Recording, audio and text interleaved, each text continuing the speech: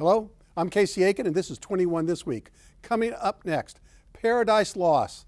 Instead of a budget surplus, the Maryland General Assembly faces a $500 million deficit. Why did County Executive Leggett veto the council's $15 minimum wage bill? Prince George's County Executive Rushern Baker floats a trial balloon for 2018 governor's race. And after his first week in office, how do you like President Donald J. Trump now? Stay tuned. Our panel of insiders will give you the story behind the story. We're joined by consultant and business strategist Rich Parsons, industrialist and former Maryland Assistant Secretary of Business William Askinazi, Maryland political consultant and lobbyist Sean Winkler, and political strategist Susan Heltemes. Stay tuned for these stories and more on the next 21 This Week.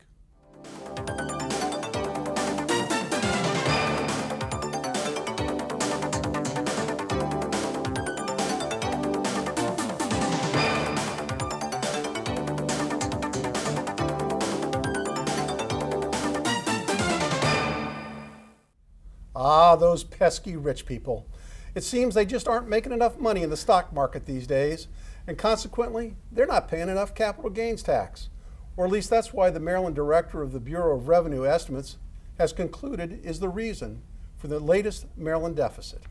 Bill, instead of figuring out how to spend a $450 million surplus, Governor Hogan and the General Assembly have a $500 million deficit to close.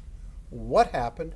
And how painful will the solutions be? Well, I think, first of all, it's funny money. Those estimates were given back in the O'Malley administration, and it projected upon folks who 5% of the Marylanders pay 40% of the tax. When you have economic policies that drive out these people, as the Democrats had over the years, millionaires tax, yacht taxes, business taxes, corporate taxes, and you drive out the corporate tax base, of course you're going to dissipate the wealth. When you dissipate the wealth, you erode the tax base. Then there's unfunded mandates on the other side. So you have automatic tax increases and automatic funding increases in programs which otherwise would be worthy. Of course you have disparity. And now everyone scratches their heads and wonders, how come we have a tax deficit? Rich, is it surprising, as Bill has pointed out, that only 258 taxpayers pay 41% of all capital gains taxes that are collected in the state? So is that wise policy to be so reliant on such a small percentage of taxpayers? Well, no, it isn't, and we're seeing the results. There's a lot of volatility, and Bill's actually right. We have one of the more progressive tax structures. If you look at the overall tax and revenue base, Bill's exactly correct. 40% of the revenues come from 5% of the top earners in our state. I think that's a higher percentage of revenue from that group of taxpayers than all but maybe 2 or 3 other states. So we do put a lot of the load on the high income earners, and I don't think we're doing enough to make our state competitive and really grow the job space. And I think that's a valid criticism that goes back years, and I think it's something our state needs to continue to focus on. So Susan, is Warren Deschanel, the Executive Director of Legislative Services, he stated last week that Maryland will suffer chronic annual deficits unless and until the General Assembly and the governor make structural changes to the mandatory spending programs. But who wants to touch that political nightmare? You're right, but they get the big bucks for being, the governor and the legislature to make those decisions. Do you cut back on education? There would be a big outcry. And then there are, on the other side, the governor is now saying we should be giving more taxpayers to firefighters and military, not the caregivers to the disabled. But every tax giveaway has really got to be considered. And this is one of the times when I was reading about these, even the little ones that Hogan took back, like the tolls on the bridges and stuff, I've been thinking, wow, those extra $1 million here and there would add up. But it's going to be tough in the next couple of years, and I'm glad I'm not in the General Assembly. But the answer is, how do we address unfunded mandates? Sean, as a political class gears up for the elections in 2018, who's going to be blamed by the public for the deficit? The Republican governor or the Democratic-led General Assembly? Well, Casey, I think what we've learned about Governor Hogan so far is that he's a master messenger and he picks his battles smartly. And I think it's important to look at what he's actually funded and what he hasn't. Here in Montgomery County, we have a lot of Metro riders. He met WMATA's recent request for an increase in its operating subsidy to the tune of $46 million. That's in the budget. I think where he's vulnerable, as Susan was talking about, this care provider rate. It's important to look at the champion of that issue as well, which is Mac Middleton from Charles County. A county Anthony Brown only won by 2,000 votes. It's 5-1 Democratic. If Democrats are going to have any chance in 2018, they have to run it up where they're strong. And I think if Middleton can pound this issue with Governor Hogan, there could be some opportunities. Rich, but the unanswered question, which Bill brought up and you touched on, is the unfunded mandates. How are they going to address the unfunded mandates? We have way too much of our funding, in my personal opinion, is set by formulas and is just driven by annual cost of living increases. The economy doesn't really work that way, so you've got a mismatch between how we collect the revenue, which varies with how the economy is doing, and all these mandated targets like maintenance of effort, which no matter what happens to the economy, mandates a higher level of a spending every year than you did the year before. That in the private sector, where I've spent a good part of my career, that's not really how we manage. We manage to results and outputs, not inputs. But so there's a structural problem with how we set these formulas, and somebody's got to make the tough decisions. It can't just be the Democrats in the legislature or the governor. They both actually have to put down their ideological armor and actually work it out and fix it. But we saw this before in the Ehrlich administration, where the legislature wasn't willing to work with the governor. Well, you also had a governor who spent, I think, a very small amount of time and capital trying to build relationships with the legislature. That fault there is both ways. We'll save the rest of this for our third segment. Last week, the Montgomery County Council voted 5-4 in favor of an increase in the minimum wage to $15 an hour by the year 2020. And this week, County Executive Isaiah Leggett vetoed the bill, citing that the increase would take effect too soon and could harm the economy. Susan, the Washington Post editorially praised Mr. Leggett for his pragmatic approach, but did the county executive do the right thing? Well, when this was done in the past, there was a regional agreement to raise the minimum wage across the board. This time it was just like Montgomery County now. And he believes strongly that there should have been a study to see how this would impact businesses. He said that there should be a longer time period in which it would be implemented. He also said that small businesses and young people should probably be exempted. So I think he did the right thing. And another concern that he had was that it was a close vote, 5-4. It isn't. If it were 9-0, he might have done something differently. But I think he did the right thing. They're going to go back to the table and see what happens. Rich, in addition to what the county did, there's a debate in the Maryland General Assembly about the appropriate amount of the minimum wage. Now, in contrast, instead of posing a state mandate, the Commonwealth of Virginia uses the federal minimum. Should we be following Virginia's lead and stay out of it? Well, I think you can make an argument for the state approach that Maryland's taking, because I think we don't have employment markets by county. I mean, an employer in Montgomery County has employees from Prince George's County, from DC, from Frederick, from Howard, from Virginia, and having these county by county minimum wages is really a pretty burdensome thing to put on a small business. The big businesses respond to it fine. They have the automation, they have the systems in place, and they can handle it better. But for small businesses, this is a pretty onerous burden. I'm with Susan. I think Ike Leggett did the right thing, and the 4 members of the county council who wanted this to be more reasonably phased in have a point. I'm for raising the minimum wage. I think it makes sense to raise it at the national level. I'm okay with raising it a bit at the state level. I have real problems with putting it way outside the margins at the county by county level, because you get these disemployment effects, and you put our county at a competitive disadvantage to Fairfax and other places that we compete with for business. So yeah, I don't know if we want to go with Virginia and have the national, because our area has higher cost of living. It makes sense for it to be slightly higher in Maryland. Doesn't make sense to me to rush to 15 just because someone says it. Why won't you let the market do its thing? Because if we do have a higher cost of living, people are going to have to pay workers more in order to attract them to work for them. There's an argument for a reasonable minimum wage scale, The minimum wage is Casey. specious. It's not specious, and there's a reason for it. And if you look back in the 20s, when we didn't have some of these protections, there was a lot of monopolistic tendencies in the economy, and a lot of people got completely left out. Let's so go to balance point. Anytime government interferes with private economies and and forces mandates that small businesses, regardless of their circumstance, are required to spend more than that individual business is facing in terms of its own constraints, there's a recipe for disaster. You'll always seek out the most competitive environment for your business, and that includes what's fair in terms of the full marketplace. So I say that let the market do its thing, and employees will gravitate towards the higher wage, but employers will gravitate to an area where they could thrive. Yet- and there's a meeting of the minds there. Yet the Marriott Corporation said they're going to stay here because of the workforce. And you don't get a workforce developed along the way unless you have some higher salaries. And I think you do attract. But the Marriott that stayed here is not the Marriott of the people who are working in a hotel, the cleaning staff, they are and both. the front desk. You're talking about the corporate Marriott that agreed to stay here No, but- because of the but quality that's- of the white collar workforce, not the blue collar. No, it's the quality of all their workforce, because Marriott has that policy, whether it's a janitor or a maid or anyone else. And if you go to their facilities in Montgomery County, they're part of Marriott too.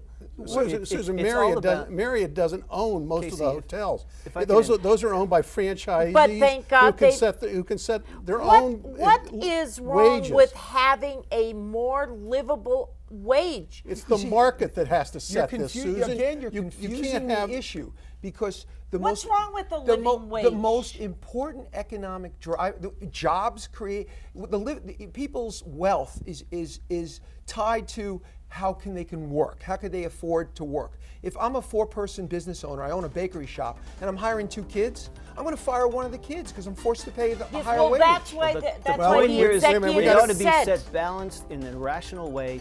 They didn't do the study at the council they should have right. done to We know got what to that we got to go price to point hard is. we got to go There's to a hard balance break. point here. County Executive Leggett did the right thing. When we come back from this short break, Rushern Baker floats a trial balloon about running for governor in 2 years. And after his first week in office, what do you think of the new president's performance? Stay tuned.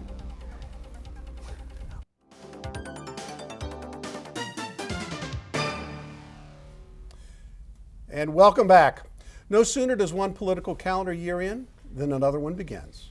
Already there are politicians looking forward to the 2018 Maryland state races, one of whom is the county executive of Prince George's County, who floated another trial balloon this week, indicating that he was thinking of joining the race. Bill, many Democrats view the election of Republican Governor Larry Hogan as a surprise, and despite Mr. Hogan's favorable ratings, are eager to reclaim the seat.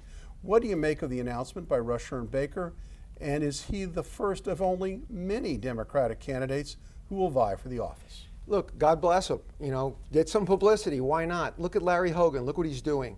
He's one of the most popular governors of either ilk, either party in the history of Maryland at this point in his term. He has $5 million in the bank. I think Rushern Baker has 500,000 or 250,000. So in terms of alignment of troops and campaigning, and you've got a governor who is appealing to the moderate bases of both parties, good luck, Rushern, and good luck any Democratic challenger. Oh, Rich, those are really those are really confident words, aren't they? They're fighting words. There are those who compare Governor Hogan's upset victory to that of former Republican Governor Bob Ehrlich, and they believe that an awakened Democratic base will rise up to defeat the incumbent governor. Isn't the comparison between Ehrlich and Hogan a bit too simplistic? That the popular Larry Hogan will be a tougher candidate to beat than Mr. Ehrlich? Well, I think it is a bit simplistic, and I think he is pretty popular right now. He's taken some pretty savvy positions on some things, but there's also truth to this awakening Democratic base idea.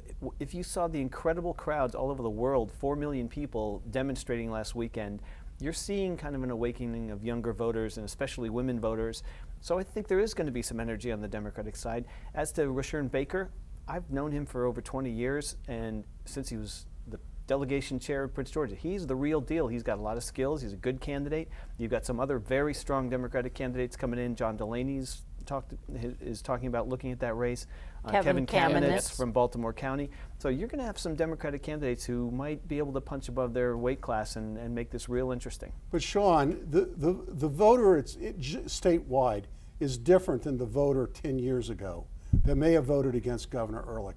This voter that voted Larry Hogan in wants more accountability, and they want to see their state government functioning right. So don't you think that this time it's going to be different? Well, this voter that voted Larry Hogan in is in Baltimore County with Kevin Kamenetz. He's seen his base disappear. I mean, we're talking the east side of Baltimore County that is completely red now. We've seen political dynasties fall there, longtime Democratic institutions. So I will say on Mr. Baker's behalf, Prince George's County has the most Democratic voters of any county in the state of Maryland. It's an incredible base. But he can float as many balloons as he wants, because at the moment he's spending as much as he raises. Casey, so until he gets more serious about Casey, his bid. don't forget, I worked for, I'll put in some good words for my former boss, for Governor Ehrlich. Governor Ehrlich was the first Republican governor since Spiro Agnew. He turned the state around a lot. Now Governor Hogan was the appointment secretary under Governor Ehrlich. And so Governor Hogan, to some extent, stands on the shoulders of what Governor Ehrlich did, although in a different way. But they were There's a cautionary tale. They were different politicians. They are. A lot of people would tell you. And also, I think the voters were different. More importantly, I think the voters were different 10 years ago. And I am sure that you'd be excited to vote for him, especially now that he's floating who? For Governor Hogan. Now he wants to give 5 days of sick leave to people across the state. One of those Democratic. He's not giving it to me. I work for myself. Well, I you work are. 6 days a week, Susan. I totally agree with what Rich said, because I think that there is a new awakening in Democrats, and I will tell you that Larry Hogan could rise or fall on what Trump does. All right, so I'm going to give this to both you and to Bill. Okay. All right. So Sean pointed out that the demographics have changed in Baltimore County. They've gone more red. What's going to happen in Montgomery County? Montgomery County has already gotten more blue. It continues to get more blue. The question is turnout. If Democrats are excited and turn out in decent numbers in Prince George's and Montgomery counties, you can see a whole different ballgame. If Democrats turn out, this state will go blue. Bill, I'm going to give you the last word on All this. right, I disagree. The fastest growing electorate slice in Montgomery County are independents. And independents go and they vote their pocketbook. And Governor Hogan is Main Street businessman. All right. It depends on Trump. That's the bottom line. We're going to wait and see. Quote you. All right. It is. Our last segment tonight. In many ways, the presidency of Donald Trump is like catnip. It just demands your attention. So after 1 week in office, what does our panel think of the controversial president's first week? And Susan, I'm going to start with you. Well, he hasn't changed much from candidate Trump. He's a narcissistic liar who still tweets ad nauseum. He still How do you really feel? And he hates the press and wants to restrain them, which is what's needed in a democracy. He wants to put a gag order on federal employees, which is wrong on so many levels. He has created enemies around the world with his mouth. And it's only a half-hour show, Susan. I know, and it's only been 6 days. We're going to go to one of the other panelists. Sean, what do you think about the new president's performance? Well, if President Trump actually enacts his pro-growth agenda, I think we'll all be in much better shape. We're talking about increased infrastructure spending, which is buy American, hire American. You know, these are tax policies and trade policies long advocated by Democrats. And I think it'll be really interesting to see what happens with these proposals as they make their way through Capitol Hill. Bill. Well, I think he's delivering on his promises, and he's giving red meat to his base, and I think the executive orders are a great way to do it. President Obama used all of his executive orders, and he's talking about things that are fiscally responsible. You know, he got bad press on his first one about the insurance premium for homeowners, where he vetoed FHA. for the $500. If you really look behind the Washington Post headlines, you'll see that was a very fiscally prudent response, because he doesn't want another 2008 crisis in the housing market. So this President Trump, you can't just take these headlines of attacking him. You got to look behind, why is he doing these things? And his advisors are really pushing these policies, which I think are pretty sound. Rich. Well, the guy started out with the lowest approval ratings of any incoming president in the history of polling, and he's gone down sharply in the first week. So, I mean, that's the answer to your question. He's had a very rocky start to his presidency. We've learned new words like alternative facts this week. He has blatantly lied about the number of people that came to his inauguration, which were clearly not nearly as many as came to either of Obama's. And he seems to be just incredibly obsessed with his own popularity to his own detriment. Well, it's not helping him. And the proof is, and I'll close with this, Quinnipiac just did a poll today that came out. He's at 36 or 37% approval ratings. That's abysmal. I mean, Obama started what, in the 60s? Well, 80s? How can you expect? I mean, that's a terrible first week. When we the can only go up national from here for him. Has been attacking him. That's not true. That is them. not I got a rebuttal point, Casey. Name any other president, really, in American history that in his first week Who was qualified? has Well, met with that's easy, all of corporate them. No, has come on, let's met be with fair. corporate CEOs one-on-one, and I don't care what you say, has actually had them have policy reversals to retain and improve American jobs. No one. Bill He's Clinton. a business guy, and he's delivered. Bill Well, Clinton was think very what, good I think for what business you in and this community. Susan, again, are missing. You're underestimating how effective this guy is and how I'm looking at his approval ratings tanking. And I but don't think you it's know effective. what? Look, approval ratings Right. are a piece of paper. Or what Except the American that people think of even him so his far, and it's not supporters They good. thought in he a- would lose.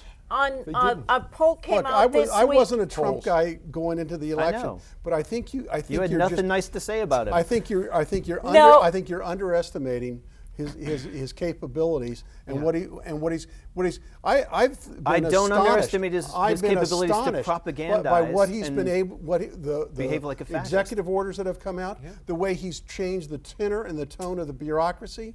You guys, You should be you happy, guys, Rich. Wait a hold minute. on, Business you know, administration. Let's buckle go. your I'm happy about seatbelt. that. Casey, go back to those executive orders. From what I know of them, they're filled with fluff. They didn't communicate with departments, and they have no meat in them. Let me tell you what was revealed today. It was revealed today that the Obama administration hasn't been following federal regulations and following up their regulations with a memo to Congress that was required to be delivered within 60 days. So that now Congress. gone so now. that no. Casey, the point Casey. is now because they failed to file them, Congress can now look at all those regulations and to see whether or not they're going to reject them. You guys are in for No, but a you know rude what's awakening interesting? because He has you now want to focus filed- you want to focus on Trump, which is exactly what you Whenever want to a do, trailblazer and not what he's doing. Yeah. Casey, whenever Well, a trailblazer threatens the status quo and says that we're going to put a hiring freeze on non-essential jobs, people feel threatened, and the media feels threatened for the first time in generations. They're going to attack. They're going to attack with falsehoods, and they're going to try to reclaim when you the presidency. threaten the press with cutting off their access, so you're basically muzzling the American people from knowing what's going on. That's not anything anyone should be happy. No, that's Hey, not- let me finish. muzzling the Let me American people. finish. There's Let me another way finish. to communicate. Casey, By let me finish. tweets filled with Let me lies. We finish. got to finish it up, guys. Okay. Wrap it up. Tweet What filled you're with going to lies. see is, in the interim, I am looking at what he's doing, Quickly. Bill. He is doing things like saying, I'm going to put a tax on Mexican goods coming into this country so we can build a wall. Rich, Guess you're who's paying taking that tax? too much time. We It's are. us. It's us. We're gonna, as I said when I opened the segment, Trump is like catnip. You can't avoid him, and I bet we're going to be talking about him every week for the next 4 years. Stay tuned for Parting Shots. The ironic thing is, And welcome back. Now with Parting Shots, Susan Heltemes. last Saturday I was one of 500,000 women, or people in general, in Washington, D.C. marching. There was a march on every continent and every state. There wasn't violence anywhere, which I think bodes well for the future of the individuals who are upset and concerned about this administration. And as a result, I think we were looking a little ahead. This week, atomic scientists have moved us 1/2 minute closer to the end on the doomsday clock, based totally on Trump's irrelevant rhetoric, his inflammatory rhetoric, and it hasn't been this intense since 1953, when the USSR and the United States were testing H-bombs. We need to take this seriously, and it was a good start. Rich Parsons, your parting shot. Well, I'm going to talk about the great week that I've had. I came back, I had the great pleasure of being in Kansas City last week to watch my kids and 5 other teams from right here in Montgomery County compete in the U.S. National Figure Skating Championships. And 5 of our teams who train right here in Rockville ended up in the top 10 in the United States. So congratulations to all those kids. For all the viewers out there, you can celebrate Valentine's Day with a special fundraising benefit for the club that is training all these future champions right here on the Rockville Ice Rink on South Lawn. That's on February 11th, which is the Saturday of Valentine's weekend at 12:15. Come by and support this amazing program that's churning out new champions and making our county and our state very proud. Thank you, Rich. Bill Askinazi, your parting shot. Casey, this could be a first on your show, because I'm not doing a parting shot for a person or a place, but a thing, almost a concept. And I titled it Theatrical Irony. Remember when Vice President Pence-elect went to the Hamilton show on Broadway, and he was called out by the cast and crew for being insensitive to minorities, and that he should step up and be very careful in how he treats people. Well, the tide has been turned. Just this week, there was a patron who, I don't know if you read about, a blind audience member, who filed a lawsuit against Hamilton, all the crew, the owners, for saying that he was discriminated against, and they weren't sensitive to his needs because they didn't give him the disability things that he needed. I found that ironic and quite justful. Thank you, Bill. Sean, welcome. This was your first opportunity for a parting shot. You're going to have to make it quick, however. Well, we've seen a lot of Marylanders taking advantage of the surprisingly warm winter weather, and it won't be long before spring is here. So I encourage everyone, if you're out walking in our woods, walking through our great national parks around here, check for ticks. You know, there's 300,000 cases of Lyme disease diagnosed every year. It is a silent problem all around the East Coast. I want to thank you, panel. Thank you for being here. I want to thank the audience for tuning in each and every week to Montgomery County's hardest-hitting political talk show. For 21 this week, I'm Casey Aiken.